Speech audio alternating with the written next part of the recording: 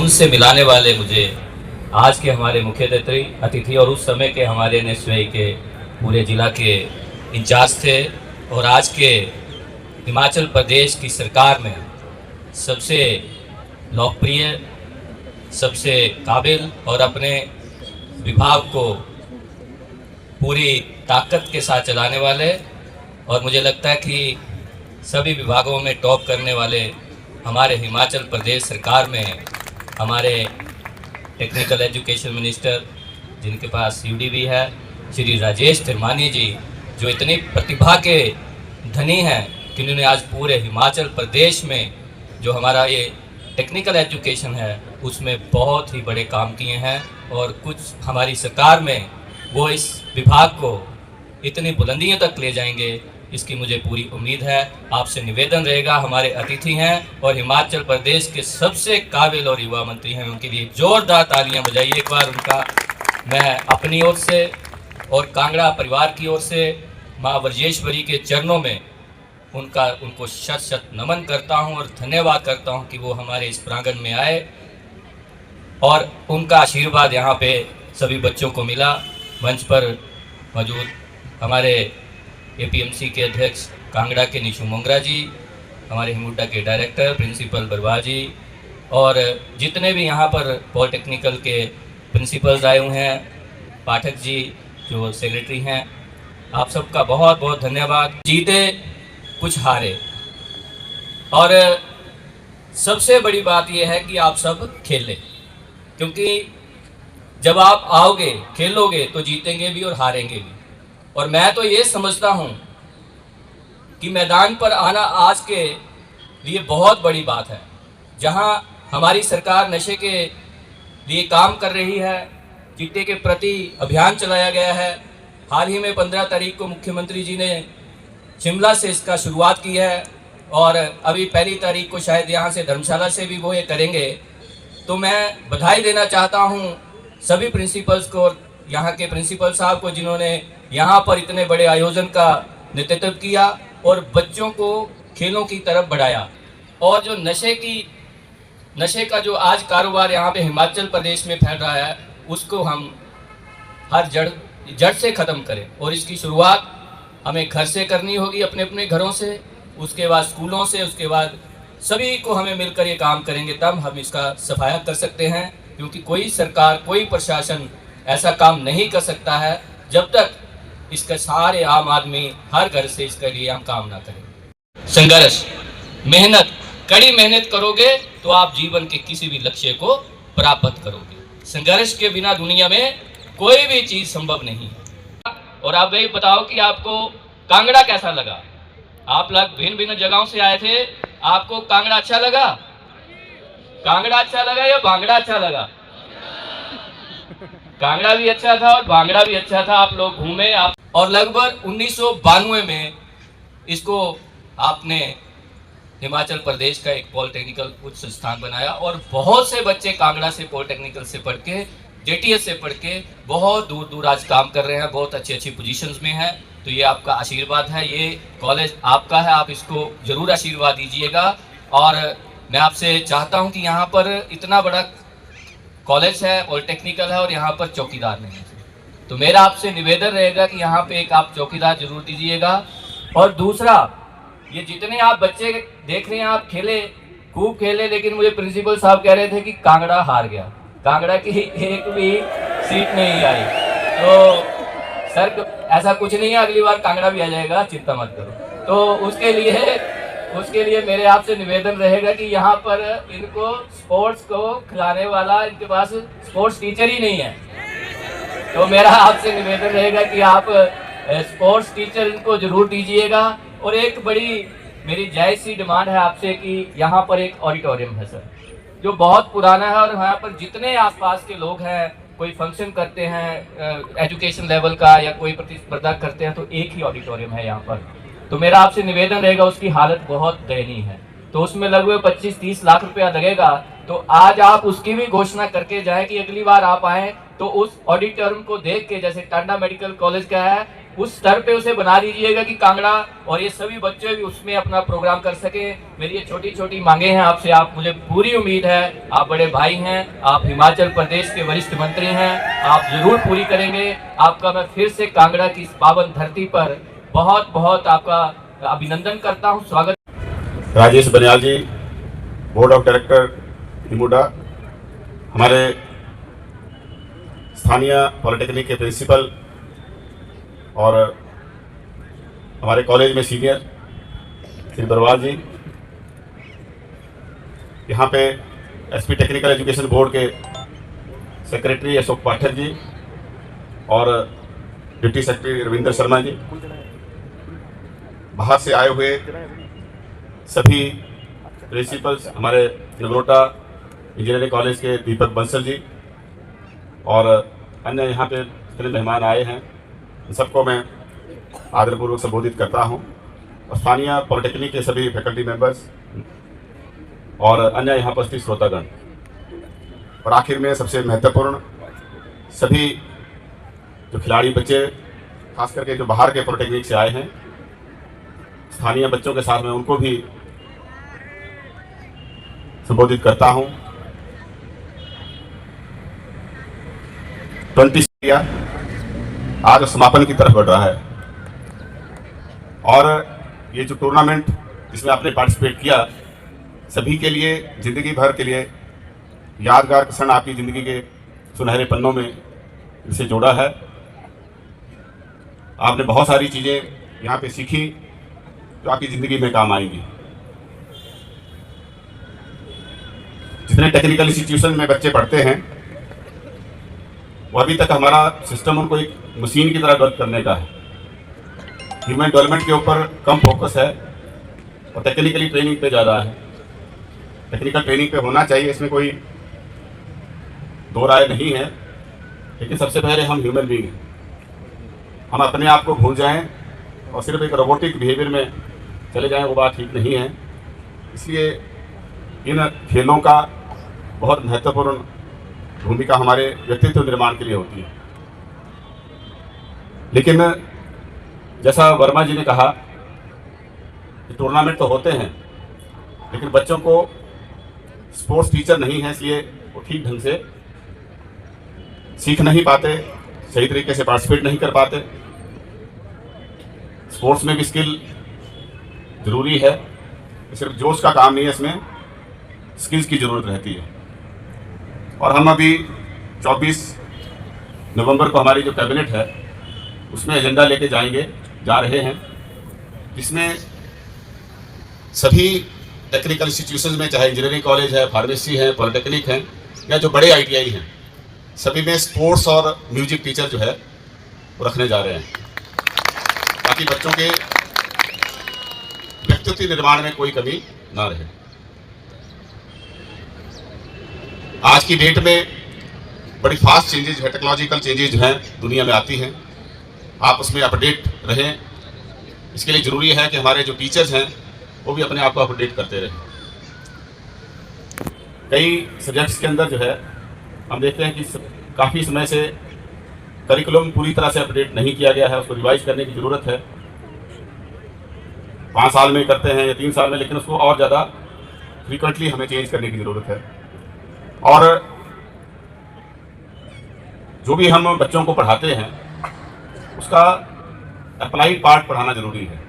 हर topic के साथ जब हम अप्लाइड पार्ट पे जाएंगे कि उसका व्यवहारिक तौर पे यूज कहाँ होगा, तो बच्चों की अंडरस्टैंडिंग उससे बढ़ती है। तो उसकी तरफ भी मैंने विभाग से कहा है कि हम करिकुलम इसमें हर साल जो है डिजास्टर्स की वजह से बहुत नुकसान होता है। इसलिए सरकार ने NDRF और SDRF तो खड़ी की है, लेकिन सबसे महत्वपूर्ण रोल जो है ऐसी आपदा के इसमें टेक्नोक्रेट्स का रहता है। चाहे वो PWD के हमारे इंजीनियर्स की बात है या जो टेक्निकल टूल्स, इलेक्ट्रोमैकेनिकल टूल्स जो हैं उनको यूज़ करने की, उनको बनाने की, उनको मेंटेन करने की उसकी बात है। उसकी तरफ भी हमने ये निर्णय लिया है।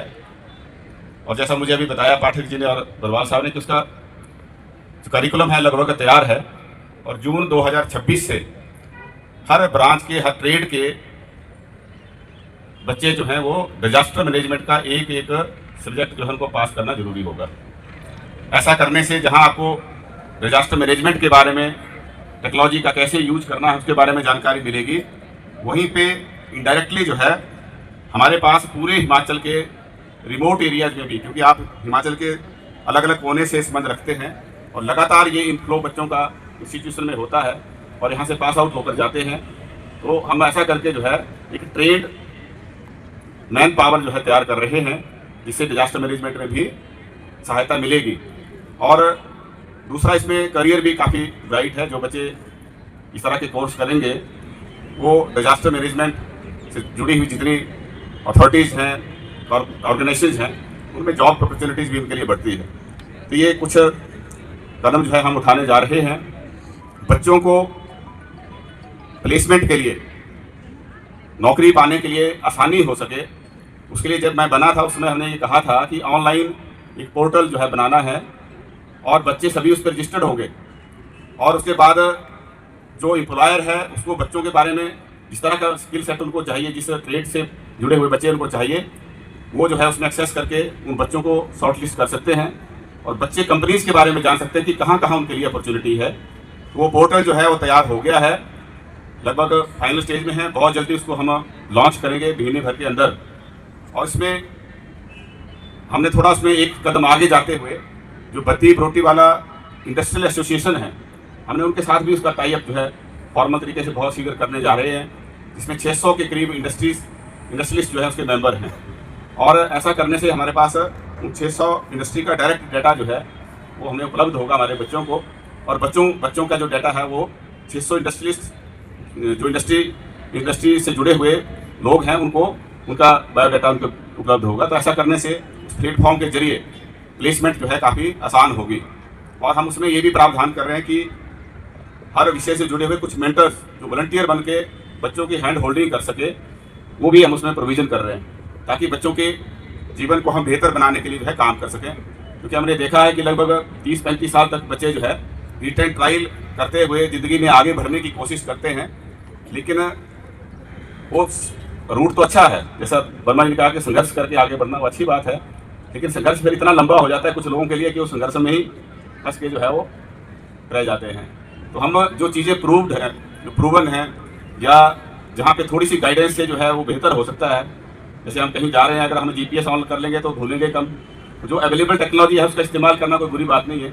उसी तरीके से किसी अवेलेबल नॉलेज किसी के पास है, अगर हम उससे थोड़ी सी गाइडेंस ले लें और हमें हर मोड़ पे वो गाइड करता रहे तो हम जल्दी से और जहाँ हमने पहुँचना है ज़िंदगी में उससे भी कहीं आगे जाके जो है हम सफलता हासिल कर सकते हैं और समाज के लिए जो है अपना योगदान जितना हमसे अपेक्षित है उससे भी ज़्यादा देने के काबिल बन सकते हैं। और इसके अलावा हम एक और कदम उठा रहे हैं।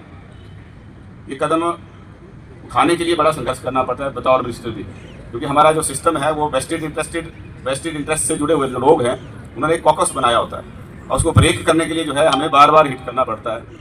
जैसे दीवार तोड़नी है, उसको एक झटका मारो फिर टूटेगी नहीं, फिर दूसरा मारो, इस तरह से तोड़ने की कोशिश होती है।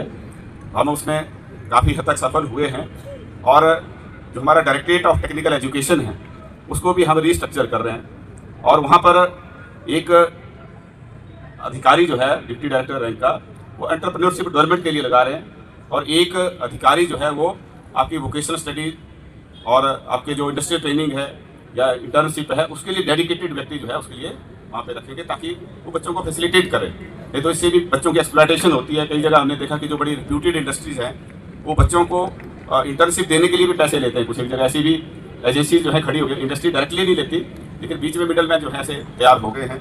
चंडीगढ़ में भी ऐसी मुझे शिकायतें मिली, चंडीगढ़ में भी कुछ लोग ऐसी हैं जो इंटर्नशिप के नाम से बच्चों का शोषण करते हैं। तो ये हम डायरेक्टरेट लेवल पे करें, तो डायरेक्टरेट को स्ट्रेंथन करना जरूरी है और हर बच्चे के दिमाग में एंटरप्रेन्योरियल एलिमेंट जो उसके दिमाग में है उसको डालना जरूरी है। क्योंकि हम सिर्फ अपना डिप्लोमा डिग्री लेके जो है वो लाइन में लगे रहें, नौकरी ढूंढते रहें, उससे भी काम चलने वाला नहीं है। हम माइक्रो एंटरप्राइजेज जो है वो खड़े करें।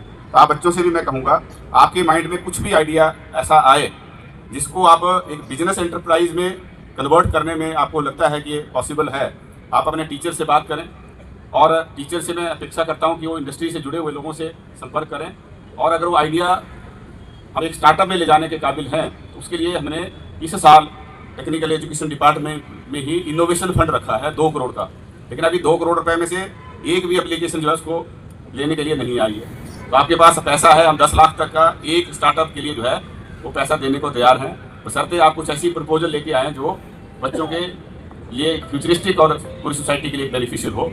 और जो बच्चे अगर डायरेक्टली नहीं कर सकते हैं तो मैं टीचर से कहूँगा कि कोई ऐसा व्यक्ति जो स्टूडेंट भी नहीं है लेकिन वो बच्चों के साथ मिलकर अगर वो स्टार्टअप इस्टेब्लिश करना चाहता है तो उसको भी हम ये फैसिलिटी जो है एक्सटेंड कर सकते हैं। तो आप इस तरह से बच्चों की मदद करें।